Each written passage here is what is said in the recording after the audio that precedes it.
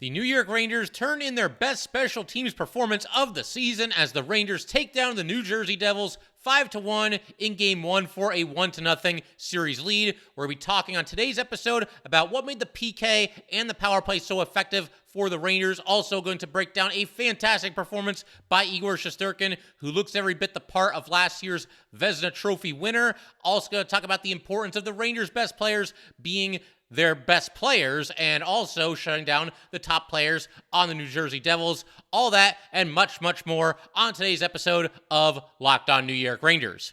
Welcome back, Blue Shirts fans, to episode number 808 of the Locked On New York Rangers podcast. I'm your host, John Chick. Just want to thank you guys, as always, for making Locked On New York Rangers your first listen every day. We are free and available on all platforms, and today's episode of Locked On New York Rangers is brought to you by Gametime. Download the Gametime app, create an account, and use code LOCKEDONNHL for $20 off of your first purchase.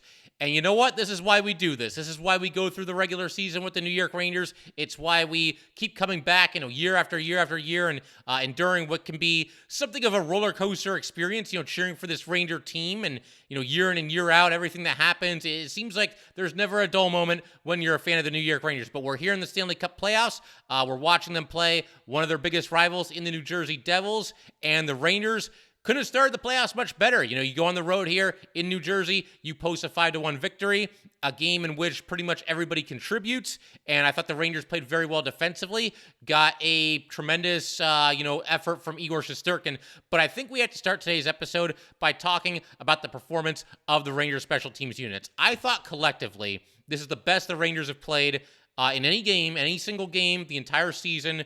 Collectively, the power play and the penalty kill combined, what both units did, I thought it's the best performance that we've seen all season. They've played 83 games, 82 in the regular season, and of course this game here to start the playoffs, this is the best one yet. Think about it. The Rangers on the penalty kill held the Devils to 0 for 4 on their power play, and obviously the Devils have some talented players and guys that can score and make things happen out there, but the Rangers shut them down completely. It went beyond the simple 0 for 4, and we're going to talk about why in just a second. It wasn't just that the Devils were 0 for 4. It was the fact that the Rangers just slowed them down in every way possible. And like I said, we're going to break down the details of the Ranger penalty kills in just a second here. And then the Ranger power play goes 2 for 3 on the night. Couple of tip-in goals by Chris Kreider. And, they actually could have been 3 for 3 because toward the end of the one power play, you had a tip-in goal by Alexis Lafreniere that was reviewed and rightfully overturned.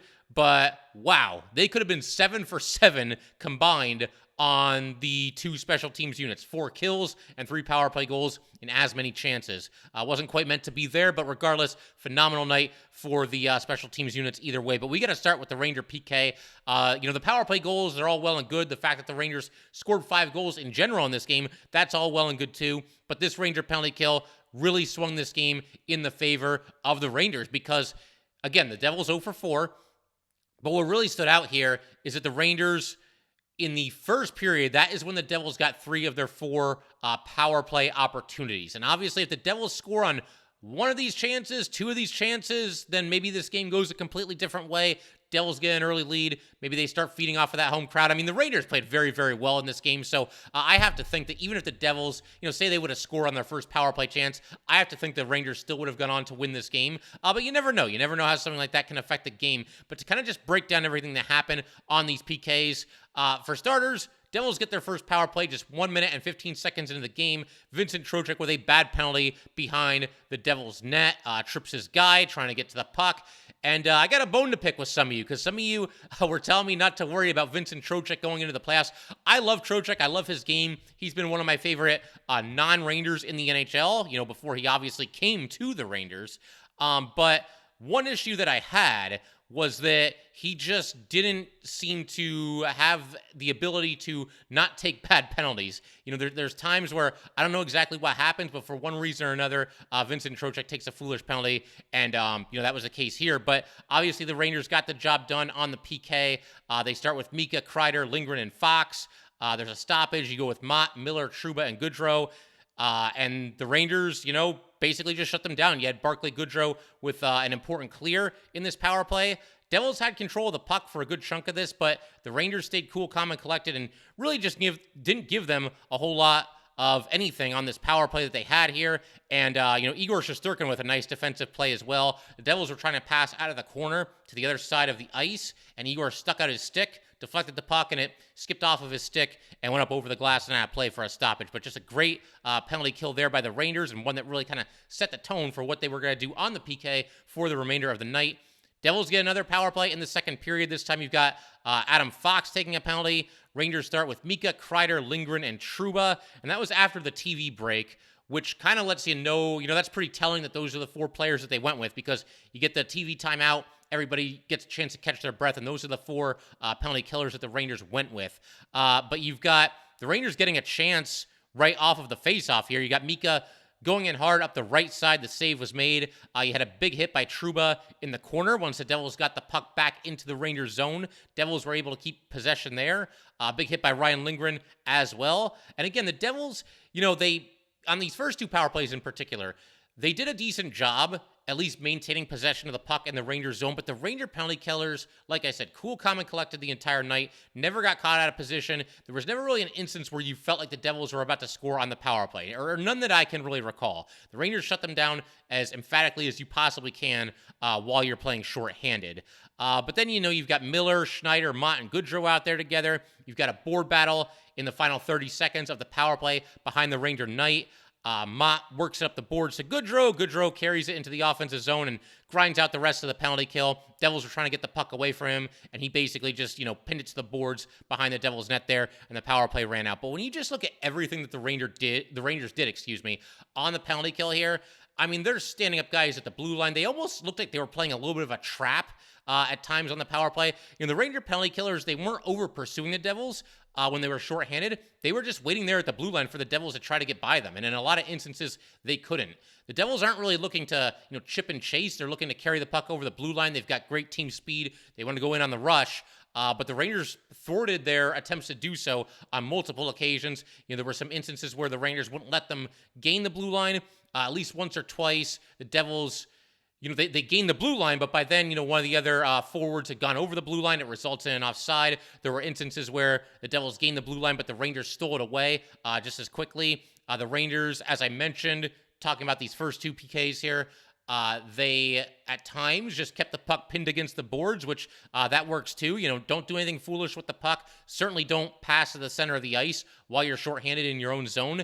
Keep the puck along the boards, keep everything nice and safe, and that's what the Rangers did. There was even an instance in this game where the Rangers were playing keep away. I want to say it was either the last power play that the Devils had or the second to last power play that the Devils had. But yeah, the Rangers had the puck and they just wouldn't give it back to them. They had the puck in the Devils zone. They passed back to a defenseman, one defenseman over to the other defenseman. The Devils are chasing the puck around while they're on the power play, and the Rangers playing a good old-fashioned game of keep away there, and obviously doing so very effectively. But to continue going here, on the Devil power plays, we got to talk about the final 2 here. So the Devils get a power play with 1:20 left in the first period. Schneider got Meyer with a high stick. Rangers go Kreider, Lindgren, Fox, and Mika. And once again, the puck was pinned to the boards after the faceoff. You got Chris Kreider skating the puck out of the zone. This is interesting too. Jack Hughes, when Kreider skated this puck out of the zone and gained the Devils' blue line, Jack Hughes put a hit on Chris Kreider and clean hit and everything. Nothing wrong with it. It was like an average hit. It wasn't bad, but for one reason or another, the Devils fans went nuts after this. You would have thought it was the Trouba hit on Nazem Kadri from earlier this season. And I'm not going to really fault them because, hey, it's the playoffs. They're looking for something to get excited about. And, the guy that's probably their best player just delivered, a solid hit, a decent hit. But it was just weird how loud the crowd got after that. They were acting like it was, hit of the year. I mean, to me, it just looked like a very typical, very average hit. But, I also understand it is the playoffs and you're trying to get yourselves going a little bit. But yeah, my reaction to that was like, okay, it was a decent hit, I guess. But regardless, didn't help their power play all that much because they tried to bring the puck back in. Goodrow stole the puck during the zone entry, skated away with it, took a shot that was saved and went up into the netting. And then, you've got the power play carrying over into the second period, and the Rangers took care of that as well. And then the final power play for the Devils, Mott took a penalty for taking a face-off, playing the puck with his hand, which he can't do. Mott's not really all that used to taking face-offs. But the Rangers get an immediate clear. And again, they were just stacking their guys on the blue line. It hasn't been this apparent to me the Rangers doing this in the regular season. I think they're looking for a way to kind of counteract the Devils' speed. Just wait for them to come in. You're down shorthanded a little bit. Don't go puck chasing and trying to chase them into the neutral zone. Dare them to try to beat you on the rush by just going right by you. And the Devils, like I said, they were not able to do that in this game. And once again, you're not really expecting the Devils to be like a dump and chase kind of a team.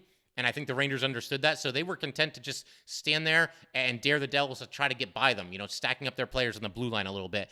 And like I said, they did that very effectively in this game. But, Goodrow, another block shot for him on this penalty kill. Vesey had a steal at the blue line. Just up and down the board, man. These Ranger penalty killers doing just an awesome job. And this is what I talked about a second ago as well. You also had an instance where Devils were trying to gain the blue line. Trouba, we know he's going to clean your clock if he gets the chance.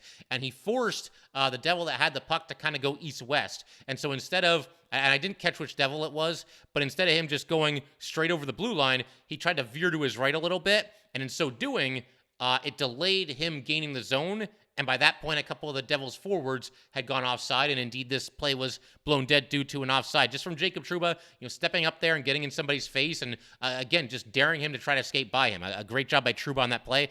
And just a fantastic job by the Ranger penalty kill the entire night. We're going to keep everything rolling. I want to talk a little bit about how the Ranger best players were their best players in this game. And that's something that we didn't always see from the Rangers against the Devils in the 4 regular season games this season. So we're going to talk about that and a whole bunch of other stuff in just a second here. But first, we got to let everybody know that today's episode of Locked On New York Rangers is brought to you by Gametime. Buying tickets to your favorite events should not be stressful. Gametime is the fast and easy way to buy tickets for all the sports, music, comedy, and theater near you. With killer deals on last-minute tickets and their best price guarantee, you can stop stressing over the tickets and start getting hyped for the fun that you're about to have. Forget planning months in advance because Gametime is the place for last-minute ticket deals. Gametime has deals on tickets right up to the day of the event. Get exclusive flash deals on tickets for football, basketball, baseball, concerts, comedy, theater, and more. It is the fastest growing ticketing app in the country for a reason. Get images of your seat before you buy so you know exactly what to expect when you arrive. Buy tickets in a matter of seconds, 2 taps, and you're all set. Tickets are sent directly to your phone so you never have to dig through your email. Snag the tickets without the stress with Gametime. Download the Gametime app, create an account, and use code LOCKEDONNHL for $20 off your first purchase. Terms apply. Again, create an account and redeem code LOCKEDONNHL for $20 off. Download Gametime today. Last-minute tickets, lowest price, guaranteed. All right, keep everything rolling here. Give some props to the Ranger top players coming up big, coming ready to play in this game. Obviously, the playoff opener, and going into the playoffs, you need your best players to be your best players, and we try to stay away from those hockey cliches that you hear time and time again. I do my best to avoid cliches as much as possible on this podcast, but it's true. If you're gonna go through 4 rounds of the Stanley Cup playoffs and knock off one good team after the next, and of course the Rangers have a long way to go here. It is just 1 win. We don't want to get too far ahead of ourselves, but your best players have to be your best players. You might be able to get away with 1, maybe 2 players that, are in your top 6 or in your top 4. Maybe if one of them is off his game just a little bit and just doesn't have it, you might be able to get away with that, at least for a round or 2. But for the most part, you got to have your best players playing at the top of their abilities. And the Rangers certainly got that in this game. You got to start with Adam Fox. 4 assists. He assisted on all of the final 4 New York Ranger goals that were scored in this game. We know about the natural hat trick. That's when somebody scores 3 consecutive goals. Give Adam Fox with the natural assist trick here, because he had, or did he? Yeah, because he assisted on the Rangers' 2nd goal, 3rd goal, and 4th goal, and that made it 4-0. So on 3 consecutive goals, Adam Fox notched an assist. So give Adam Fox a natural assist trick in this one. Adam Fox, he had a hit in this game that was pretty impressive as well. He came ready to play. Artemi Panarin. I'm going to discuss him in great detail for the everydayers, for the people that catch Locked On New York Rangers every day. I'm going to discuss Artemi Panarin in greater detail in tomorrow's episode. But for right now, 2 assists in this game. He assisted on the first 2 goals that helped the Rangers build an early lead. But Panarin was awesome in this game. It goes beyond the 2 points. He looked like he was ready for prime time after, a little bit of a shaky, uneven performance in last year's playoffs. Again, I always go back to the fact that even Artemi Panarin at his worst ends up with 16 points in 20 games, as well as a Game 7 overtime winner. But be that as it may, Panarin was not at his best last year in the playoffs, but he looked awesome in this game. And once again, it does go beyond the 2 assists, and we're going to talk about that in greater detail in tomorrow's episode. But for right now, running through, the Rangers' best players being their best players, Chris Kreider comes up with 2 goals. These 2 goals that he scored, both on the power play, were basically carbon copies of each other. You had Adam Fox from the blue line, or just inside the blue line, playing the puck at the net, and you're watching this live and you think that Adam Fox is about to shoot, and it kind of seems like he did shoot, but Adam Fox was not aiming for the net on either one of these plays. Adam Fox was aiming for Chris Kreider, looking to set him up with the deflection. And Kreider, we know about last year, he had the 52 goals. I know this year, I don't remember his exact total that he ended up with this year, but at least not off the top of my head. But yeah, last year, just on fire with those deflections, those redirections. He did it better than anyone in the NHL. This year, still very good with it, but was not quite as automatic on those redirections as he was last year. Chris Kreider, this looked like it was child's play for him. He just put his stick right on the puck, got it into the net. Could not do it much better than this. I would say, especially the first redirection goal that he had in this game, maybe the best that he's had all season. I mean, just perfect positioning and roofing the puck, just a completely unstoppable redirection by Chris Kreider there. And if we can get Chris Kreider going with those redirections, it's going to be very, very good for the New York Rangers. We know about that in the playoffs also, where you're not going to get a ton of pretty highlight reel goals. I mean, they'll happen from time to time, but, if you're going to go through 4 rounds of the playoffs, and again, first things first, they got to get by this Devils team. But if you're going to do any of those things, then you're going to have to get a couple of dirty goals and a couple of redirection goals, a couple of goals as a result of screening the goalie. And that's areas where Chris Kreider can definitely help. And props to Kreider for coming up huge for this team. Obviously, the longest tenured New York Ranger, 2 goals to get the Rangers started on the right foot here in the playoffs. We've also got Vladimir Tarasenko, one of the big gets for the Rangers near the trade deadline. He got the scoring going in the first period. Just a thing of beauty here. Rangers get the puck over the blue line. Tarasenko just jumped onto the ice off of the bench. The Rangers had to get on side on this play, which they were able to do. Tarasenko had 2 guys all over him, but he stayed with it.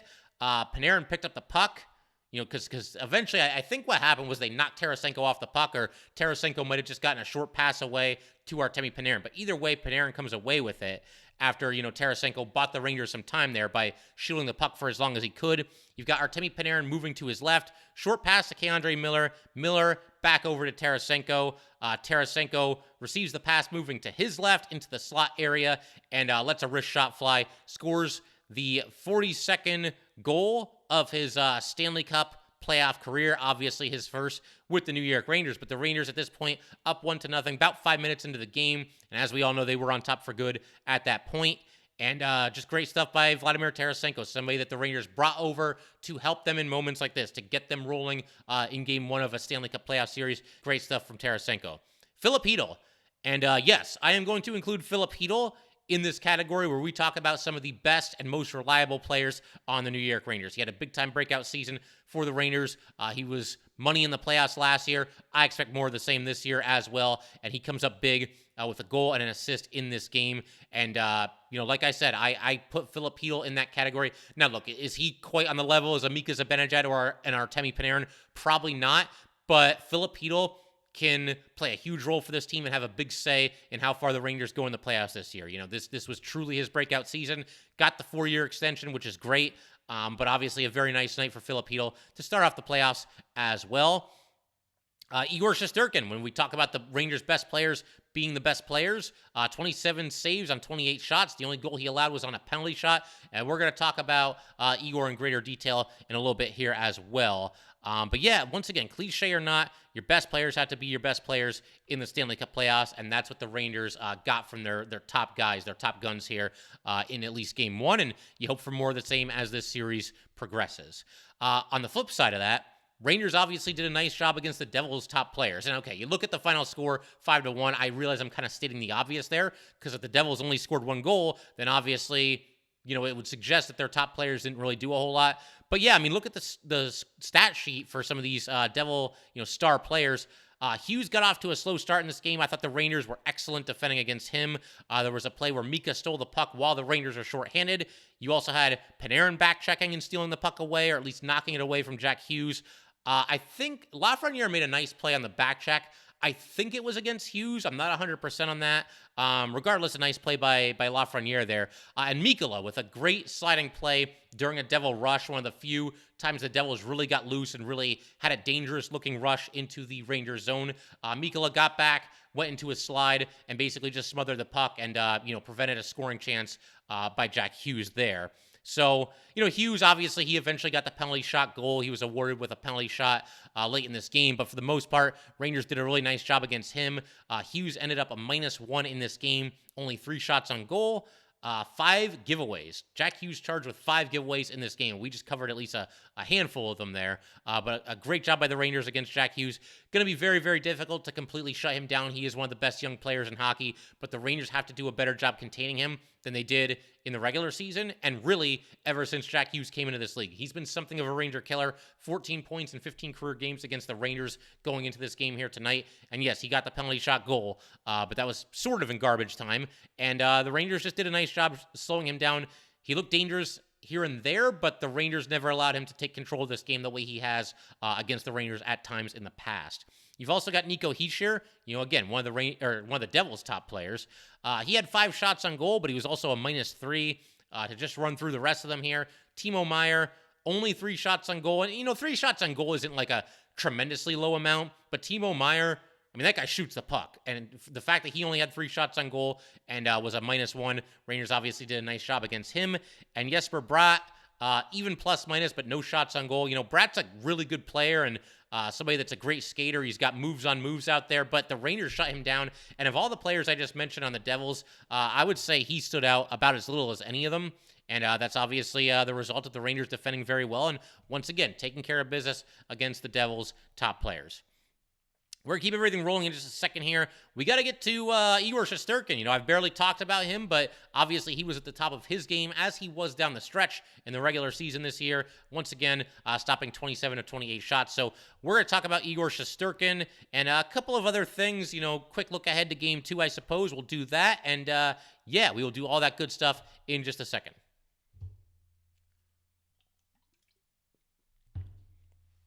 Okay, Igor Shesterkin looking every bit like the Vezina winning goalie that he is. Obviously, once again, 27 saves on 28 shots.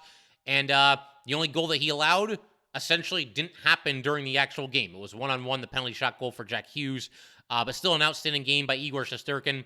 And, some saves early in this game. Sort of early in this game. The Rangers defended very well, and it took the Devils a while to, really start piling up the shots on goal. The Devils actually ended up outshooting the Rangers 28-23 in this game. But Igor, the first time he was tested in this game was when the Rangers were up 2-0. He made an outstanding sliding save to his right. Didn't really seem to know where the puck was. He was kind of reaching behind himself to find it, but kept the puck out and fought it off and got the job done there. Then in the second period, Igor with a big save on Tatar. Tatar got the puck in the middle of the ice. Igor came way up in his crease, way out of his crease, really, to make the save. Now, it did help here that Tatar essentially shot the puck right into the stomach of Igor Shesterkin, but regardless, a nice aggressive play by Igor Shesterkin, obviously playing with a lot of confidence recently, coming way out of his crease to meet the shot and stop it and keep the Devils off the scoreboard for the time being. Then Jack Hughes, he weaves around everybody, gets to the net. Igor Shesterkin makes a great point-blank save there. Braden Schneider had the puck stolen away from him to kind of set this thing up, but Igor picks up his guy with, once again, a save on a partial breakaway by Jack Hughes.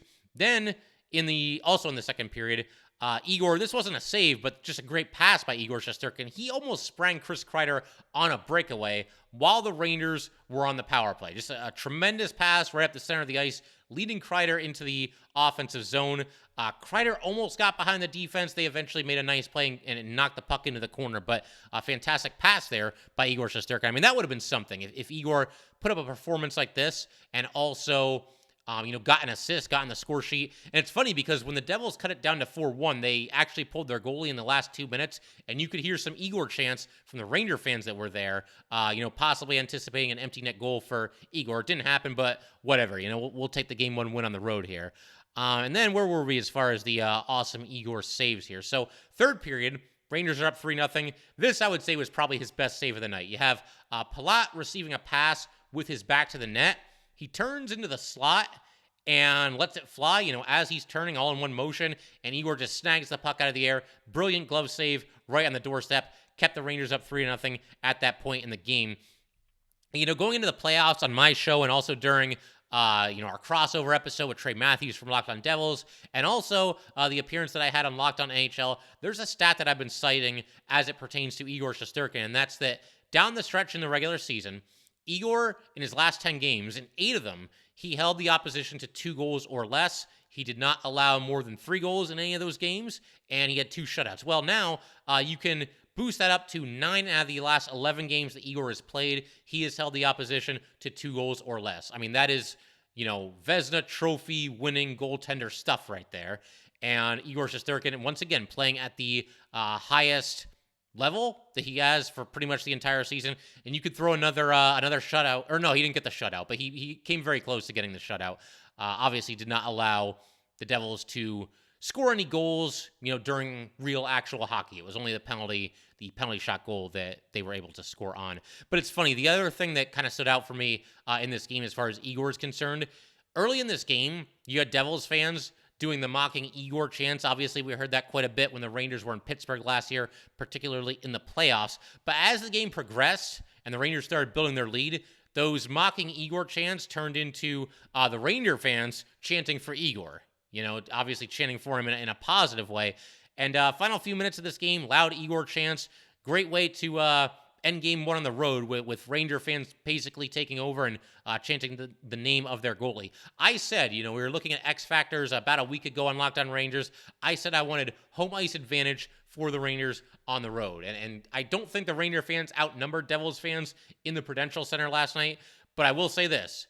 I will almost guarantee that there were more Ranger fans in the Prudential Center for this game, and probably same thing for game 2, than there will be Devils fans in Madison Square Garden for games 3 and 4. And it's great that the Rangers can get that kind of support. Obviously in MSG, we know the Garden's always going to be rocking, especially in the playoffs. But to be able to get that kind of fan support, even when they go on the road in the playoffs, that's obviously a very cool thing as well.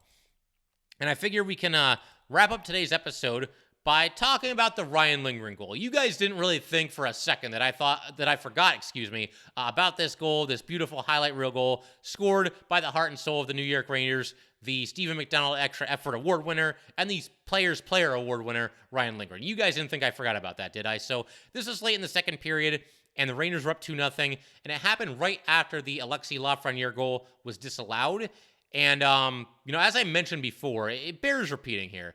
Had that goal counted, again, the Rangers would have been 3 for 3 on the power play, while the Devils went 0 for 4 on the power play, and the special teams units, once again, would have been 7 for 7 combined on the night. But regardless, the goal was disallowed, and it couldn't have been much more than like a minute after that, where Ryan Lindgren gives the Rangers a 3-0 lead, just basically on a drive to the net. He scored with three minutes remaining in the second period. Adam Fox had the puck, was going toward the net, had a couple of guys converging on him because obviously you got to pay attention to Adam Fox out there if you're on the opposing team. And Fox with a nice pass to Ryan Lindgren, and Lindgren's got the puck, moving up the left side, kind of a sharp angle, but he goes to the net and roofs it. I mean, it looked like it hit like the post, the crossbar, maybe the other post. It honestly looked like it hit all 3 posts. I don't think it actually did, but, watching one of the replays, it looked like it was kind of rattling off the iron quite a bit. It almost looked like that scene from the Mighty Ducks, or I think it's the Mighty Ducks 2, where it's Gordon Bombay against the Iceland coach, and Bombay, they play that one-on-one game where you have to hit all 3 posts, and I think like Bombay hit all 3 posts at one time or something. But regardless, a beautiful goal by Ryan Lindgren there. That gave the Rangers a 3-0 lead. The kids were mobbing him. The kid line was on the ice at the time. They were loving it. You could tell that Ryan Lindgren is just so well respected and so beloved in that Ranger locker room. And obviously very nice to see him get a goal here. He only had 1 goal in the regular season, and it was an empty netter. And great to see him coming up with a big moment in the playoffs here. Ryan Lindgren is built for playoff hockey, and hey, I mean, if he can contribute offensively now as well, that's just gravy. So yeah, awesome stuff by Ryan Lindgren there, and just an awesome performance by the New York Rangers. Now I will say, I think Ranger fans, we all need to stay humble here. I think the Ranger players need to stay humble and stay hungry. There's a lot of twists and turns in the Stanley Cup playoffs. We all know that. Rangers are playing an excellent New Jersey Devils team. The Rangers are an excellent team themselves, and we got a long way to go here. But I think as far as, game one performance on the road, you can't ask for a whole lot better than this. But I will say this as well. In the next episode, I do think if you look really close, you could actually identify a couple of things that maybe the Rangers could do a little bit better than they did in this game. And I'm not taking anything away from them because it was a great performance. But we'll talk about some of that in the next episode. We'll also talk about a couple of the unsung heroes from Game 3. And I'm sure we'll look at, Game 3. We'll talk about a handful of the unsung heroes from Game 1. We'll look ahead to Game 2. And a whole bunch of other stuff as well on the next episode of Locked On New York Rangers. Definitely looking forward to that. And thank you guys, as always, for sticking with Locked On New York Rangers, part of the Locked On Podcast Network, your team every day. We had a blast, obviously, going through the regular season together, and now it's playoff time. It's the best time of the year. And we just got to hope that the Rangers can continue to play the way they did here. If they play this kind of hockey, in Game 2 and hopefully beyond, then it's going to be a good result for the Rangers in this series. Obviously easier said than done. And once again, you got to stay humble and you got to respect your opponent here if you're a fan of this New York Ranger team. But yeah, so far so good. Like I said, Game 1, the Rangers pass with flying colors. That will do it for today's episode of Locked On New York Rangers, though. But if you guys would like to get in touch with this podcast, please send an email to lockedonnyrangers@gmail.com. Once again, that is lockedonnyrangers@gmail.com. Definitely give us a follow on Twitter as well, @LO_NY_Rangers. Once again, that is @LO_NY_Rangers. And definitely subscribe to Locked On New York Rangers YouTube channel. Thanks again, guys. I will see you next time.